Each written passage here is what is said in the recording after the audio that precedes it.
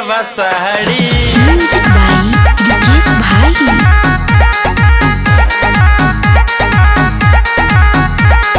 थाकल बा देह दूर कर तू थकान हो, बक बक बोला तारो खाई गईलू कान हो, बहुत परेशान करेलू। थाकल बा देह दूर कर तू थकान हो, बक बक बोला तारो खाई गईलू कान हो।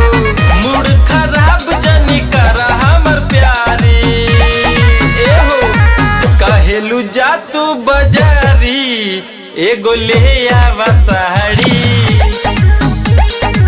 कहेलू जा तू बजारी, एगो ले आवा साड़ी। अभी साड़ी से पेटी भरल बा।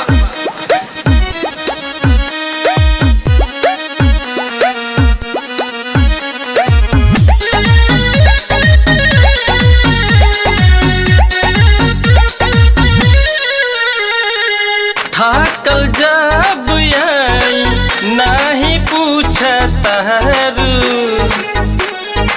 छोटी छोटी बात पतरू सतारू।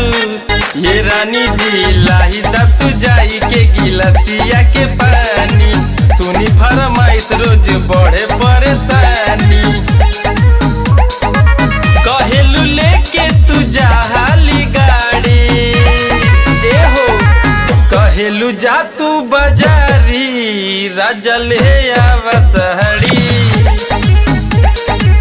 कहेलू जा तू बजारी, राजा ले आवा साड़ी।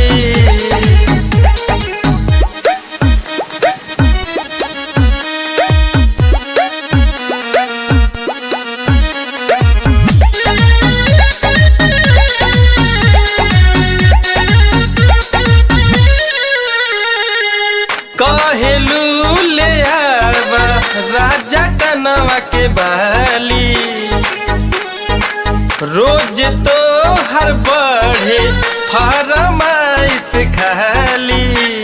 ए रानी जी यही से न मुहावा फुलाई के तू बोला, जाते पानी हम हुलियावा जाके झोला। गौतम दीवान संगे जाता रे दाड़ी, जातानी हम बजारी, तोहर ले आई साड़ी।